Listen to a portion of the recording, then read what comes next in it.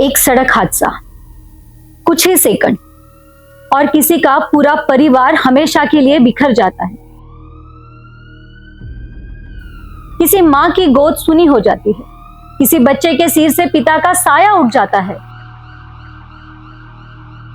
किसी बेटी की शादी से पहले ही उसकी अर्थी उठ जाती है। लेकिन सवाल यह है, क्या इन हादसों से कोई सबक लेता है या हर हादसे के बाद वही पूरी कहानी दोहराई जाती है?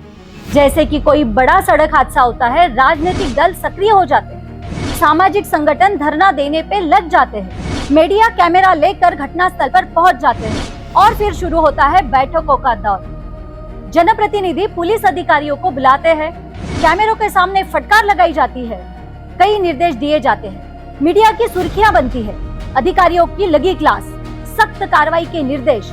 जनता सोचती है, वाह, हमारे नेता ने अधिकारियों की अच्छी तरह सुनाया।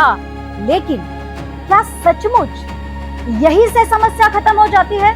हर सड़क हादसे के बाद सबसे पहले पुलिस पर सवाल उठते हैं। लेकिन क्या खराब सड़कें पुलिस बनाती है? क्या गड्ढे पुलिस खोदती है? क्या बंद स्ट्रीट लाइट पुलिस लगाती है? क्या अतिक्रमण पुलिस कराती है? क्या बिना संकेतक वाले मोड़, टूटे हुए डिवाइडर या वर्षों से अधूरे पड़े फ्लाईओवर सिर्फ पुलिस की जिम्मेदारी है? नहीं, सड़क सुरक्षा केवल पुलिस का विषय नहीं है। महानगर पालिका, सार्वजनिक बांधकाम विभाग, राष्ट्रीय राजमार्ग प्राधिकरण, परिवहन विभाग, विद्युत विभाग, जिला प्रशासन और जनता द्वारा चुने गए जनप्रतिनिधि सभी बराबर जिम्मेदार है। फिर हर बार कटघरे में केवल पुलिस ही क्यों दिखाई देती है? हादसे के बाद 2-4 दिन तक चेकिंग बढ़ जाती है, कुछ चालान कट जाते हैं, कुछ वाहन जब्त हो जाते हैं, कुछ बैरिकेड लगा दिए जाते हैं, फिर सब कुछ पहले जैसा। ना सड़क बदलती है, ना व्यवस्था बदलती है, ना जिम्मेदारियां तय होती है। कुछ महीने बाद फिर एक नया हादसा, फिर वही बैठक, फिर वही बयान, फिर वही राजनीति। क्या हमने कभी सोचा? हर हादसे के बाद समीक्षा बैठक होती है, लेकिन हादसे के पहले समीक्षा क्यों नहीं होती? सब जानते हैं कि समाधान क्या है। दुर्घटना संभावित स्थानों की पहचान, सड़क इंजीनियरिंग में सुधार, अतिक्रमण हटाना, बेहतर ट्रैफिक प्लानिंग, जवाबदेही तय करना। लेकिन स्थायी समाधान से कई लोगों के स्वार्थ प्रभावित होते हैं। यही वजह है कि कई बार समस्या खत्म करने के बजाय समस्या को जानबूझकर जिंदा रखा जाता है। और अगर कोई ईमानदार अधिकारी व्यवस्था बदलने की कोशिश करे तो कई बार उसी व्यवस्था के लोग उसके खिलाफ खड़े हो जाते हैं। उसे बदनाम किया जाता है, फंसाने की कोशिश होती है या उसका तबादला कर दिया जाता है। यह केवल किसी एक विभाग की समस्या नहीं, यह पूरी व्यवस्था की बीमारी है। लेकिन क्या केवल सरकार ही दोषी है? क्या हम नागरिक पूरी तरह निर्दोष है?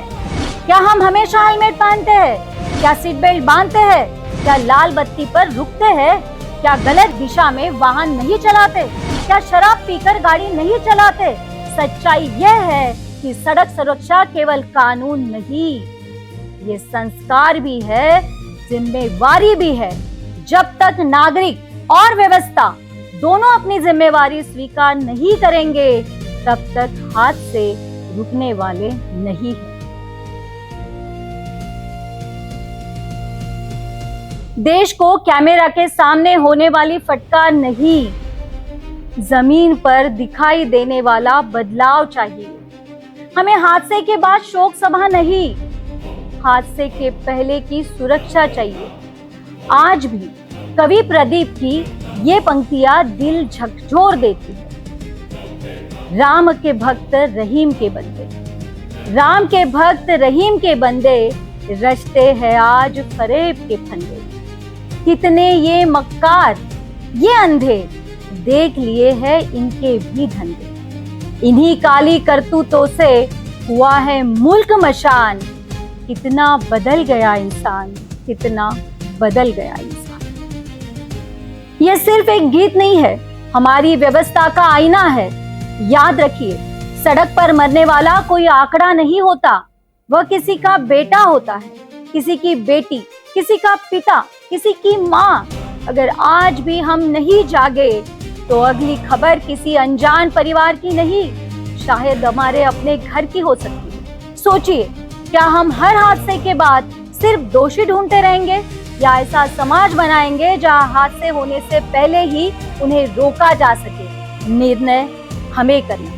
यदि आपको लगता है कि सड़क सुरक्षा राजनीति का नहीं बल्कि जवाबदेही का विषय है, तो इस वीडियो को अधिक से अधिक लोगों तक पहुंचाइए। अपनी राय कमेंट में जरूर लिखिए। क्या हर सड़क हादसे के बाद सिर्फ पुलिस का दोष होना उचित है या पूरी व्यवस्था और समाज को अपनी जिम्मेदारी का स्वीकार करना चाहिए?